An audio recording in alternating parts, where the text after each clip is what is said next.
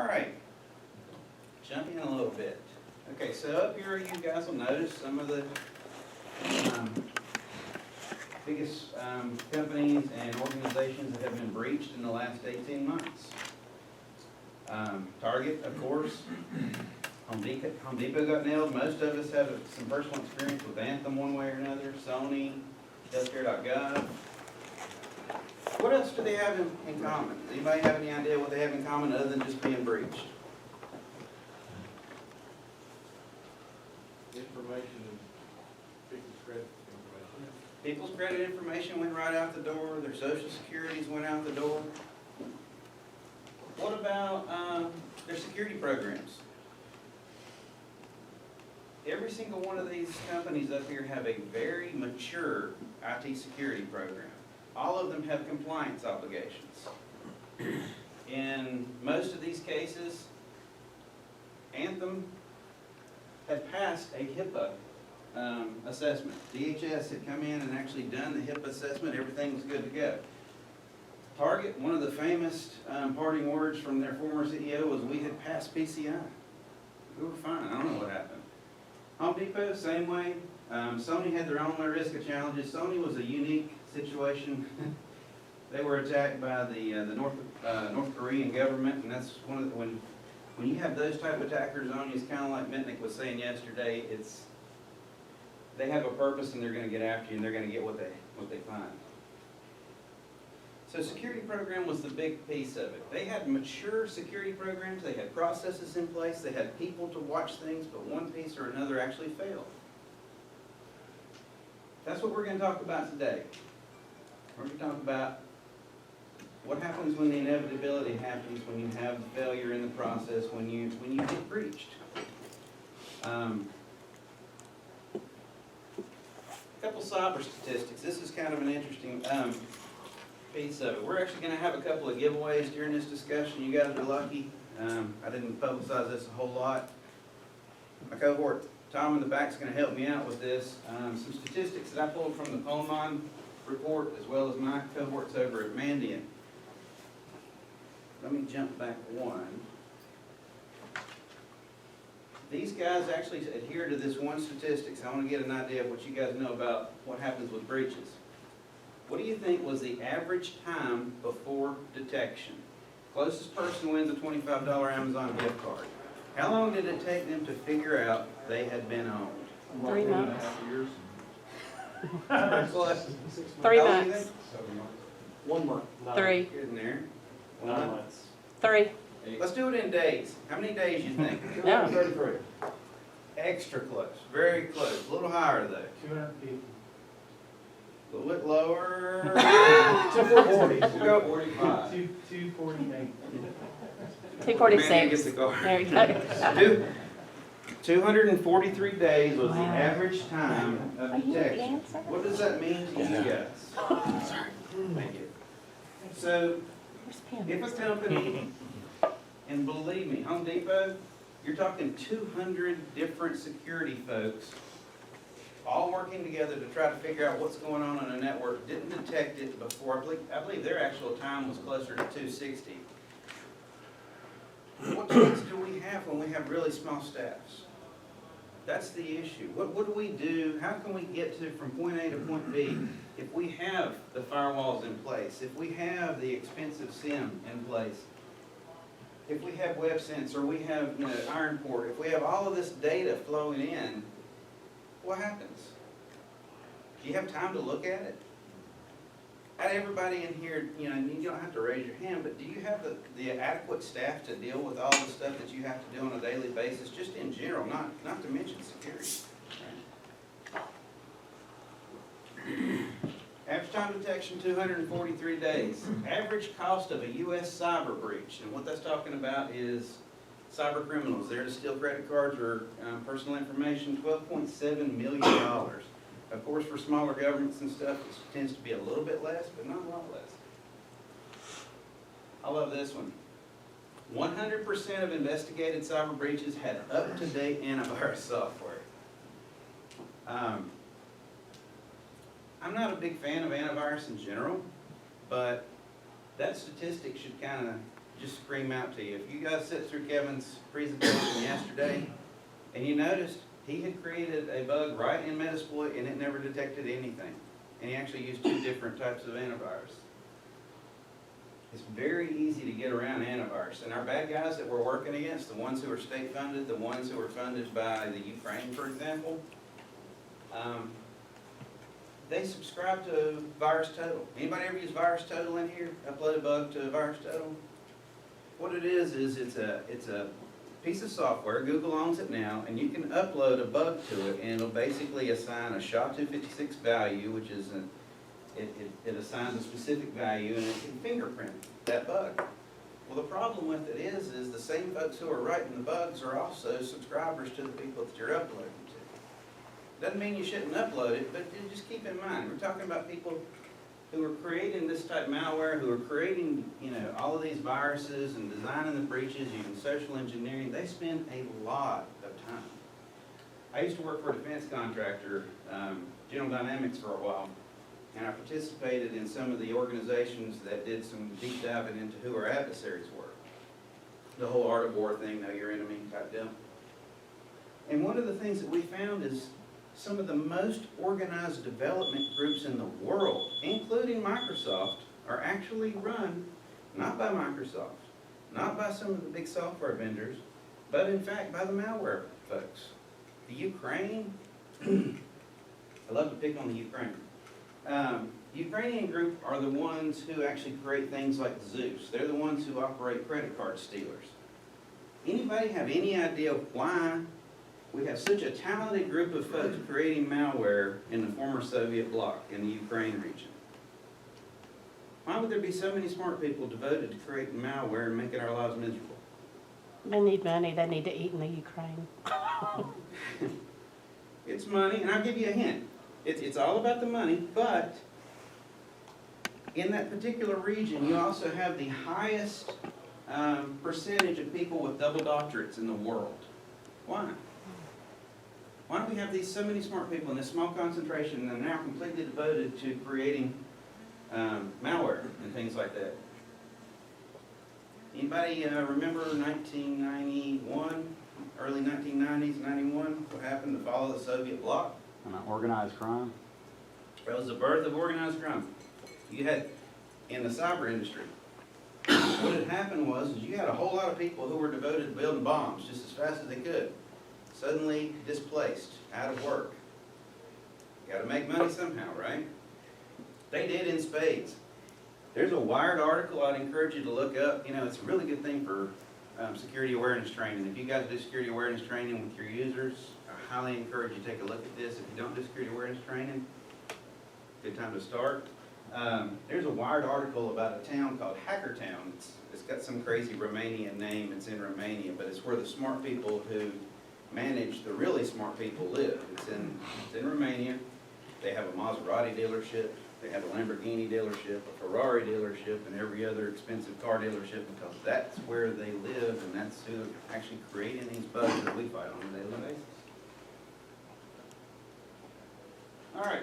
This is an interesting one too. 63% of cyber breaches are reported by a third party. Anybody want to take a guess who that third party generally is? If it ain't you, who is it? Some kind of federal government agency. 3-letter agency. FBI or CIA. FBI.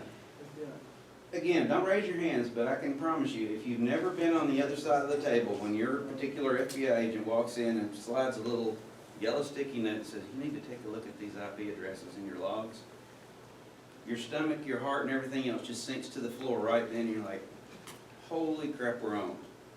And the answer is, yes, you are. It is not a good thing. I've actually been there. That's happened as a defense contractor. That happens way too much, and that's probably about the time that I started taking like Nexium and things like that for indigestion and whatnot, because it's just a miserable experience, especially if you go through about once a month. They'll let you know. Whether it's the NSA that's monitoring, like Mitnick said, or some other lighthouse type effort, the feds know. The feds know when you have communication flying back out for the malware back into the channels, what's called the command and control servers. They know about it, and they're going to let you know. So your goal is to let find out before they have to let you know. Targets and motivation. So if you take a look at this slide, I know it's in really small writing. Look at number 2.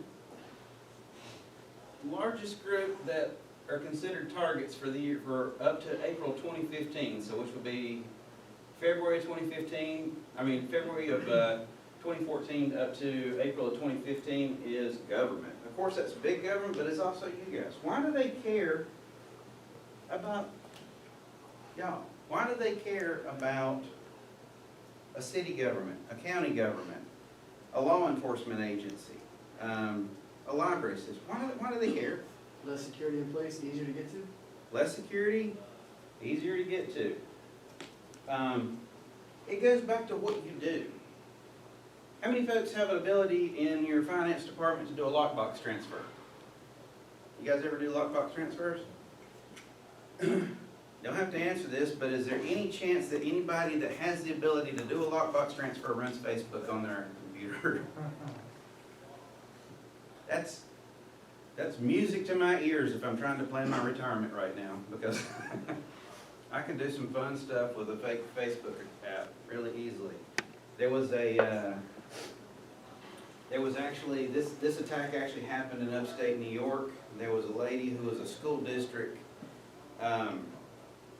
comptroller running Facebook on her machine, and every now and then she would do lockbox transfers.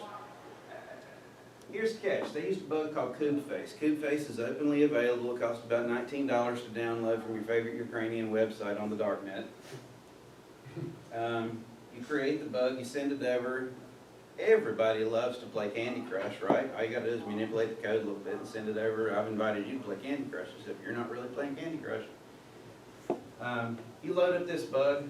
She goes to do her next lockbox transfer, which I just happen to be watching during the process, and I get all the credentials. Here's the catch. Unlike when we have a credit card of ourselves, the bank is really hesitant to refund your lockbox transfer when it went the wrong way.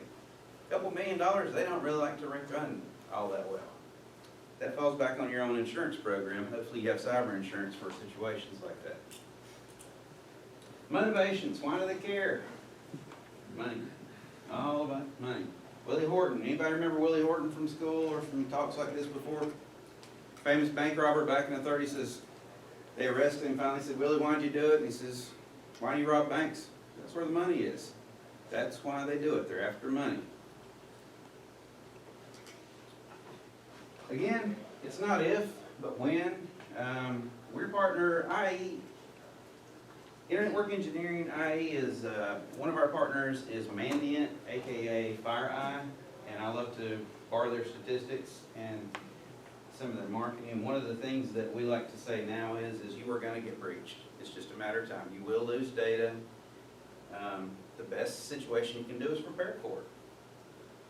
Get prepared, like the Boy Scouts, right? Well, you have an ace in the hole, which everybody considers to be a huge pain in the butt, but it's actually one of the things that you should try to embrace. That's what this talk's primarily about.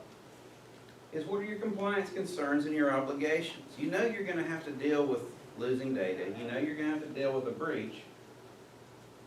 So why not go ahead and embrace the fact that it's going to happen and roll into it all the extra people that make our lives miserable, which is our auditors. Why don't we look at our compliance concerns? How many, does everybody in here have an audit at least once a year? Do you have a calendar for your audits, a cadence, so to speak? Do you know when the audits come up? If you have a HIPAA, if you have whatever else. That's the time to do risk assessments. That's the time to actually go through and make sure you're doing the right thing. I'm kind of getting a little ahead of myself, but you know, chicken like chicken little. Is the sky really falling? Well, no, the answer to the question is not so much. If we refocus all of our concerns back into a risk-based discussion, we embrace our compliance concerns. Because fundamentally, what's risk? Risk is the inevitability, the measurement of the inevitability of a breach happening or some fundamental situation that's going to cause a disruption in your business, right? You have to measure your risk. Does everybody in here do risk assessments periodically? When was the last time you guys did a risk assessment on your own network? Not necessarily a pen test, but when did you do a risk assessment? Not so much ever. When did you guys? 3 months ago. 3 months ago. Awesome. Risk is one of those type deals that you want to get a hold of. It's probably part of your compliance obligations anyway to do the risk assessment. First off, everybody understands that a pen test and a risk assessment are actually two different things, right?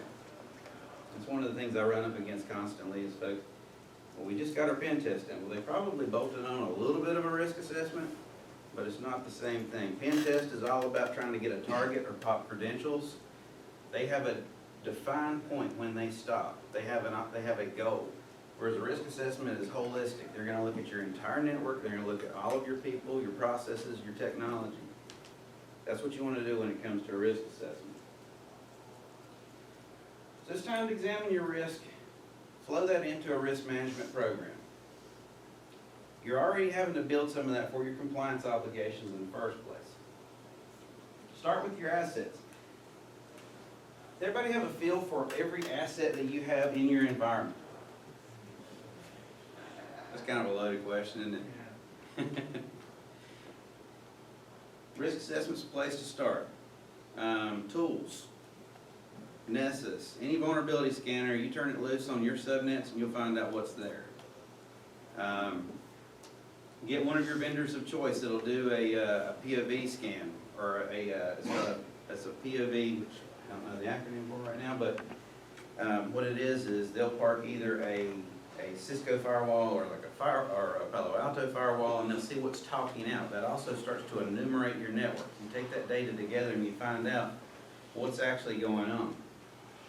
It's also the time that you want to try to sedate your upper management, because they're going to throw up in their mouth when they see that report. It's not a fun thing to see. I worked at Belt for a little while, and believe me, we scared the pure hell out of Erskine Boyles. You guys have heard of Erskine Boyles? He was one of our board members. I've never seen a man want to write a check so fast in my life as soon as he saw some of his reports that we kicked out. What we realized, and I hope you guys don't, we knew that we had two different methods to store data in the cloud. We were using a form of Box, which is, I think it was Box.net we were paying for, and we had a SharePoint. We also had 14 other cloud-based storage in use on our network periodically, with an average of about 600 gigs leaving our network once a week. We trimmed that down quite a bit. If you understand your assets, if you get a feel for what your assets actually are, you start to eliminate one of the other biggest issues, which what we're talking about is your shadow IT. Have you guys had the shadow IT conversation with your upper management and folks like that? Anybody understand what shadow IT is? Shoot me a good definition of shadow IT. Anybody give me an idea what your perspective of shadow IT is? The fact that users can go to Best Buy and buy or do things that if IT is moving too slow or you ask for something, they'll just go do it themselves. Exactly. Most common, access points. Go down and get a Linksys access point. Man, we really want wireless. We're tired of you trying to get the Meraki deal set up, or the Cisco deal, or whoever else set up. We're going to light it up ourselves. That is not cool when it happens.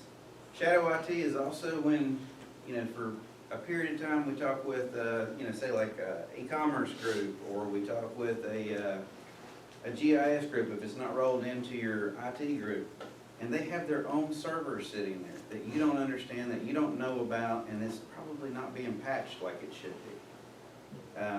And add that to anybody you want to. We used to run across this with health departments, used to run across it with pick, flavor of the week, whichever group you want to within your organization. If you don't have a regular scan going on, doing basically discovery and vulnerability, I guarantee you it's there. Just, make sure when you actually do that scan, be prepared for the worst, because you're probably going to find it. So start with your assets. You want to enumerate all your assets, know what exactly you have on your network, start to clean up. It's going to be a painful little process, but you'll have to go through it. Know what the assets are. Make sure that there's a patching program in place. We did some work a while back when I was at General Dynamics, for example. We were trying to figure out what the relevancy of patching is. You can actually, just by running a simple patch program, and I'm talking about something as simple as WSUS, that's just Microsoft, you can eliminate your attack surface by as up to much as 50%. That's effective patching. Is everybody running patching on your network? Some form of WSUS or something like that? Take a look at your compliance requirements. What are your IT security compliance requirements? Do you own them, or does somebody else? You know, if you have if you're in a county government, there's a good chance you have a library system that's part of it. You also have a health department, as well as a couple other different departments. They may have their own compliance issues. Wrap them into the conversation. See what their audit cycle is, and have one big audit cycle. It's a good idea to get a hold of all of it. Have everybody on the same page. Lack of communication makes the hackers work a whole lot easier. All they have to do is just open the door and keep moving forward. Do you have that cycle? Do you have the cadence? Like I said, get it on a calendar. Understand when it's going to happen, who the players are, who the auditors are. You know, one of the strangest things is, I worked for a large telco for a while, and I was trying to secure the cloud. That was great. One of the things that I started to realize when we were dealing with some of our customers is that you would have completely different audit cycles, including pen test. You would have the IT department had no earthly idea that people were being brought in to run pen test against their environment by separate agencies with their own group. Anybody run across that before? Somebody try to spin up a pen test on you and you didn't even know about it? It's entirely possible. Some of your groups, you know, health department, for example, sometimes with the economic development folks, they go to these big conferences, they hear these stories about how bad it is, and they want to, hey, you know what, we want to get secure, but the last thing in their mind is, hey, I got to go talk to IT about it. Strange but true. How about your security policy? How often do you guys revisit your, first off, everybody have a security policy? Maybe, hopefully. How often do you revisit it?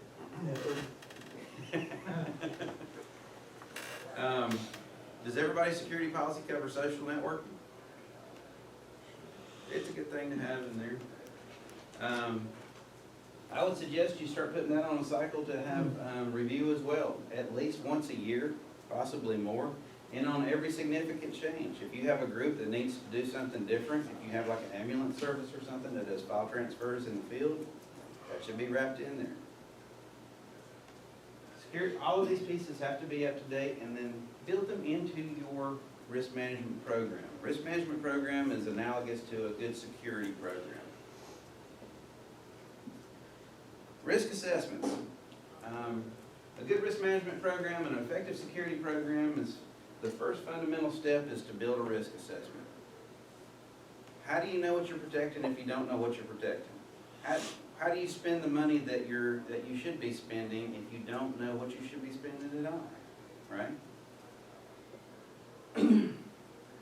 You should identify gaps, such as lack of resources, vulnerabilities, what should be patched, what's missing the controls. All the gaps should be prioritized, what's important, what's not necessarily important right now that we can come back to. What can you write off? What would you consider that you can write off as a risk, or you can transfer the risk over to somebody else? If you have a third party in there, can you send it over to somebody, can you send that risk somewhere else so you don't have to deal with it? And how do the gaps actually represent to your security posture, your compliance, and your business sustainability? So, if you've done the risk assessment, has anybody ever dealt with what the other word for it's a gap assessment? Everybody dealt with a gap assessment before? Have you wrapped timelines around it to try to figure out what to do next? What was your experience with it? Very difficult, without top management being involved. Difficult to get the risk, and the risk is related to the value to the company. So great, we have this database with all this information in it. What's it worth? you know, what's it gonna take to replace it, or what's the breach cost? All those things are just really mind numbing. And then to get the top management involved to write checks upfront for some degree. What was, do you ever have a hard time trying to explain the idea of what a breach actually costs? How do you get that across to them? Do you have any good pointers on that one? No, you get to mailing costs, because if you breach for a county, you know, you have to mail how many citizens and how much that costs in postage, you know, you can trivialize it to that. Yeah, But then, you know, what's the loss in confidence, what's the loss in? Exactly. all that data is- there's tons of residual risk. Does anybody in here have HIPAA concerns right now? Do you guys have a HIPAA obligation? HIPAA data on your network? Have you reviewed the omnibus rule, the 2013 omnibus rule that went into effect in January of 2014? You guys familiar with that one at all? If you're not familiar, go ahead and get you, a Vibrant and a big cup of coffee, because it's a long document, but the gist of it does two elemental things. One, it changes your obligation, breach notification, what you're talking about.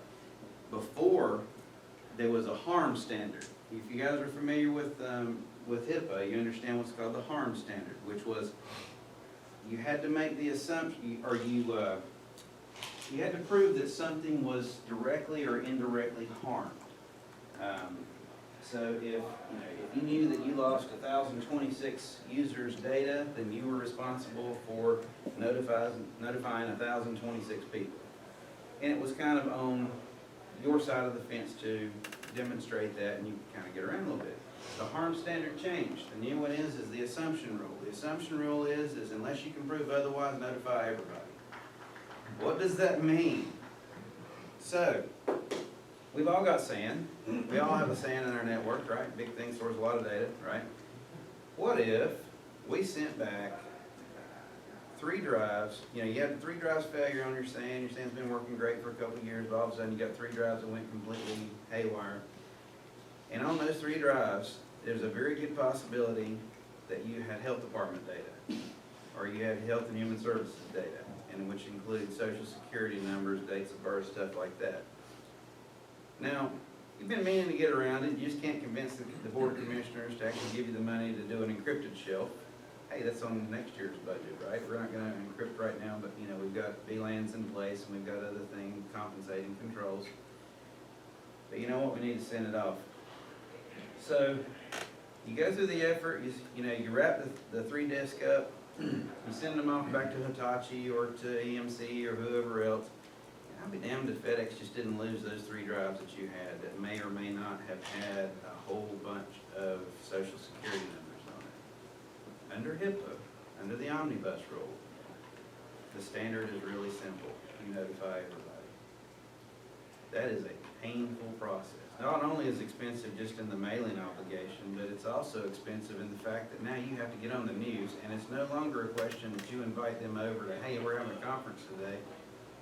And you can't just post it to your website. You have to call all the news outlets and let them know, oh, by the way, we've lost everybody's data. That's not a good day. That's not a good time to happen. So, the long and short of the story is 1, preparation is hugely important. 2, know your risk. Know what the risk of losing that data is. When your drive breaks down, I'm not talking even a breach, like in that situation right now, that was just FedEx losing a couple of drives. And it's gonna be monumentally costly, and I guarantee you, people are gonna have news conferences and it's not fun. Understand that risk. And what this does for you, this has actually a secondary benefit. When you do a risk assessment, you look at things like that. You look at where all your data is stored, and it's on an old broken down sand that you just can't squeeze 200 grand out of the county commissioners to buy the new shelf or whatever else. You take this to them and say, look, my job, by day I fix networks, by day I satisfy people, I do all this other stuff. But I have another job, and my job is to keep your butt out of the newspaper, and you might want to take a look at this because this has a very strong potential of getting you in the newspaper because guess what, you might have lost some data. You can make that argument with a sound risk assessment. You take your risk assessment in there, you let them know, hey, we need to spend money, this is where the priority is, and maybe the budget really, we can't wait till next year's budget. Again, it's foundational.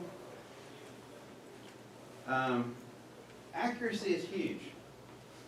So risk assessment's foundation, and the foundation is such that it has to be accurate. And because part of a risk assessment is doing interviews, because what are we really testing with a risk assessment? We're testing people, processes, and technology. Are the people adequately trained? Do you have the processes in place? Do they understand the processes, and do they understand what their obligation is to do? If you're like me, that's a hard question to ask somebody. Do you understand how to do your job? Right? Well, it's necessary. And it's also very easy to fib the entire thing. You know, if you have kind of a, well, you know, John, he seems to know what he's doing, and he got moved over here in this job because, you know, he's been working over in this job for a while, and he kind of understands the disaster recovery process, but put it down in paper. Put it down in paper. It's part of the risk assessment. You need to know what you need to fix. Focus less on blame instead of fixing the problem. You can't blame somebody for things they did in the past. Of course you can, but it doesn't help you a whole lot. Consider bringing in a third party to conduct the risk assessment. You lose that objectivity, or the subjectivity, when you actually bring in a third party. They're going to ask the hard questions. It's kind of like Mitnick was talking about yesterday with the cute little box that you hook to your phone. No, he can't talk right now. That's what you get out of a third party risk assessment. It's somebody to ask the hard questions. It's somebody to get the answers and put them on paper for you. That way you're not the bad guy. Frameworks, if you have a risk assessment, one of the best things you can do, if you don't have a risk assessment, look at the frameworks that are out there in place already. Octave is a really good framework. It defines maturity models. So it'll let you know, if you assess to an Octave model, it'll let you know where you stand in the maturity model and how to get from point A to point B. ISO 27005, that's the risk management standard of ISO. Does anybody have any desire, purpose, or need to go to an ISO standard, ISO 27002, in the next period of time? You'll get questions about it. Some of your vendors will ask about it. If you have to do it, I would suggest you get a third party who is very qualified and has dealt with ISO before. It's complicated and painful. It's one of those type of things you go through the process. In order to get to ISO 27002, which is the security standard, you have to use the risk assessment, which is under ISO 27005. The most common and popular, NIST. Anybody familiar with the NIST 830 or the 853 standards? Sort of, kind of. Here's the great thing about NIST. Absolutely, positively free. Download from the NIST website. If you're not familiar with NIST, they're the ones that make sure your time is up to date. They're the ones that own the atomic clocks and make sure rulers are actually a foot long and things like that. They also handle all of the security standards. The 830 standard specifically is about risk assessments and risk management. All of it is free. And if you just happen to want to go hire a security guy, I guarantee you, if they've been trained by any of the NSA standard schools, which includes ECU, UNCC, any of these others, they understand NIST. It's kind of like hiring somebody who understands Cisco. You know the great thing about about buying Cisco products? I can't swing a dead cat without hitting the CCNA. They're everywhere. Cisco has done a great job about training folks who understand their Cisco product line.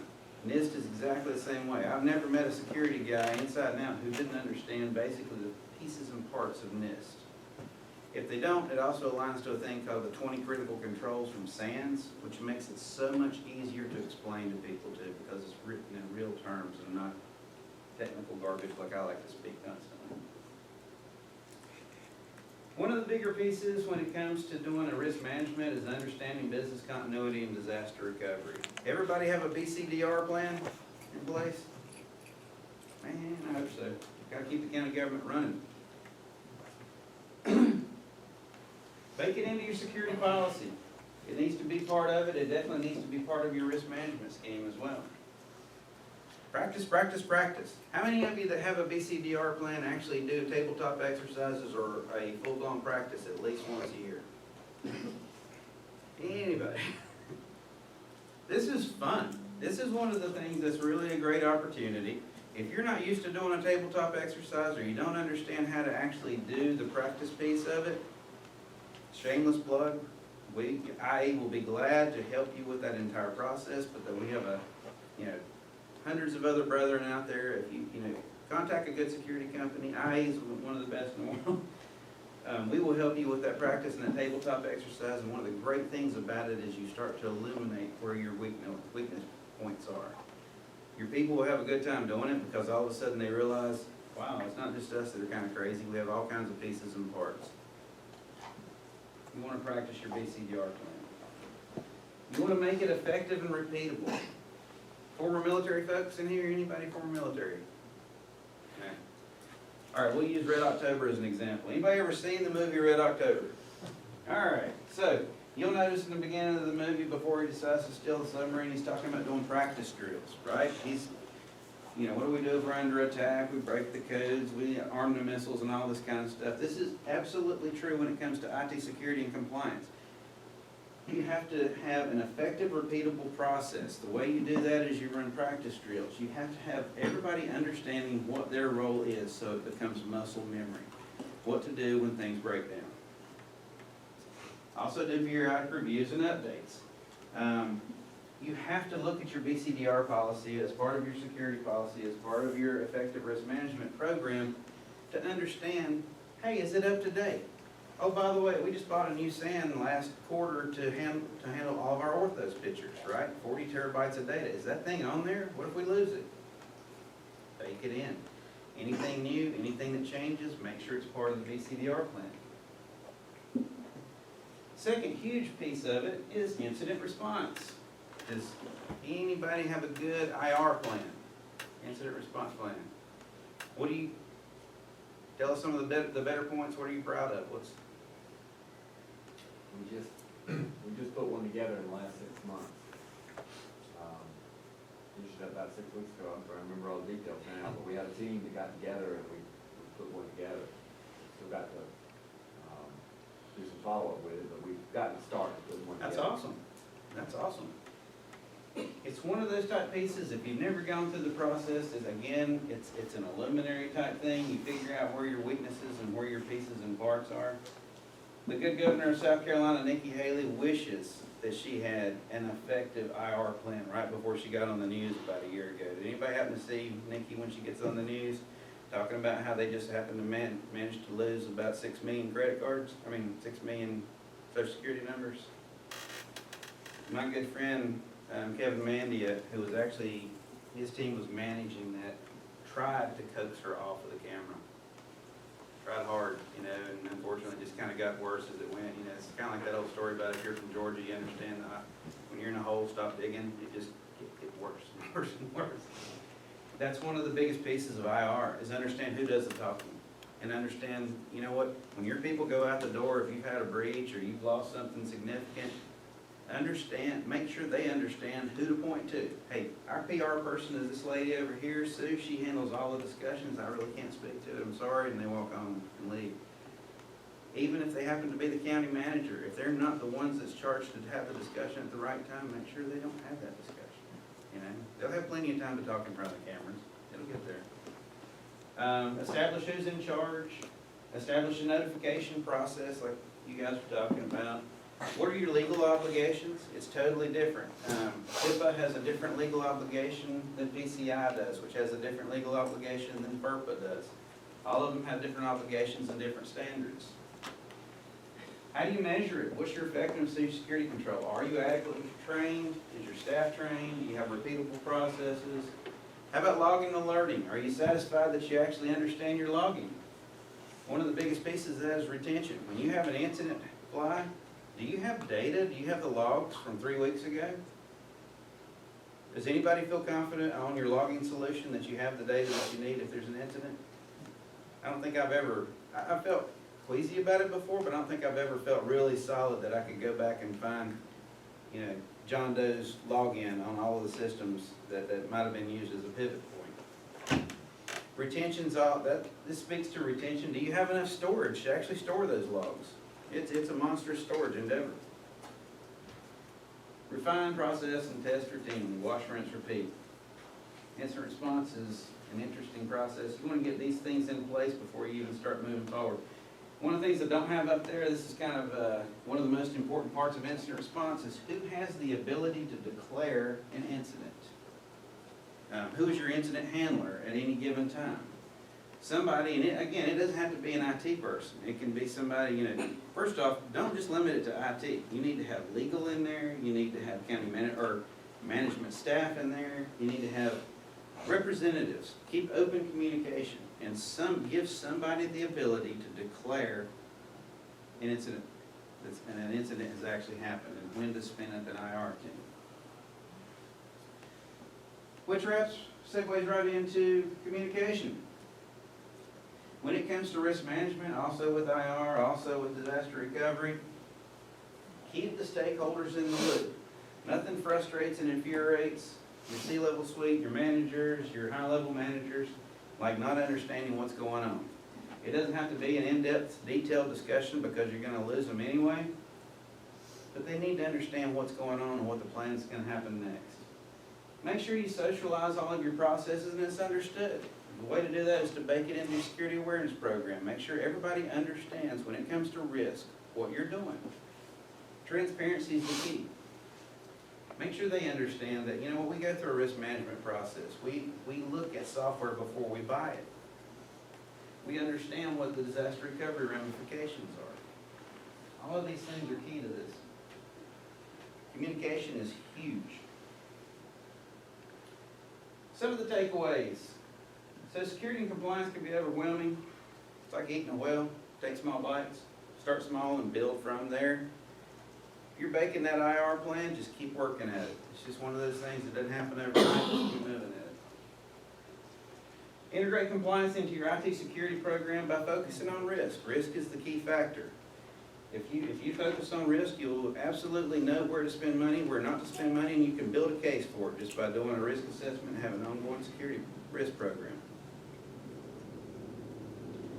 People, process, and technology are your primary components of effective security.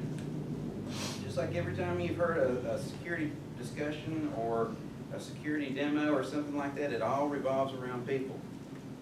Computers don't hack themselves, thank God. It's just, well, except for a particular vendor I know across the way. Anyway, it's a different story completely. It's about the people. It's about the processes that are either in place or not in place that need to be put in place. It's about the technology that you have. And above all, know when to get help.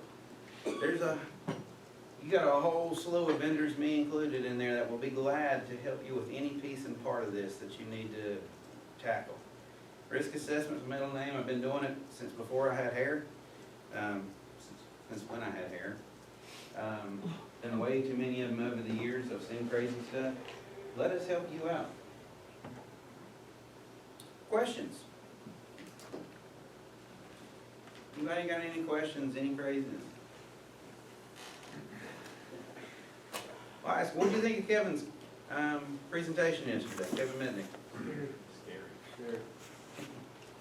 You know what the scariest part for me was? And I actually had a dream about this last night. You know that cool tool he was using, the pineapple? I've got one of those. You know why I don't bring this thing in? It does exactly what he did yesterday. When you try to wrap Metasploit and pineapple together, and Metasploit's complicated enough on its own, and you got this thing that just loves bandwidth, I pulled it off like 3 times in front of shows. I can make it work, and I can hack it practically. I can do a man in the middle on a wireless and a heartbeat, but all I got to do is have 3 people watching, and Murphy's Law rolls right into effect. I can crash it in a heartbeat, and that kind of rolls into the whole idea about why effective preparedness is so important with security, is making sure you're effectively prepared.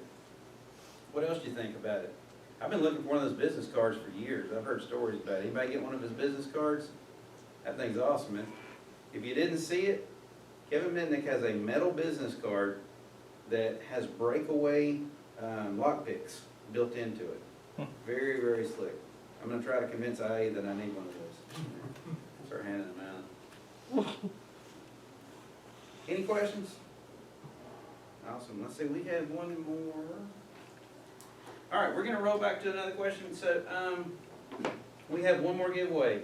Can somebody tell me what the percentage of company, the first person, and Tom, I'll let you decide who. What was the percentage of breach companies that had fully up-to-date antivirus? 100%. 100%. Everybody. everybody talking at the same time. All right. Guys, I really thank you for your time. If you have any questions, again, we'll be here at the booth the rest of the day, probably at the end of the night, maybe. Come up and see us. We're also giving away one more big gift card, so make sure you drop your business card in. Thank you.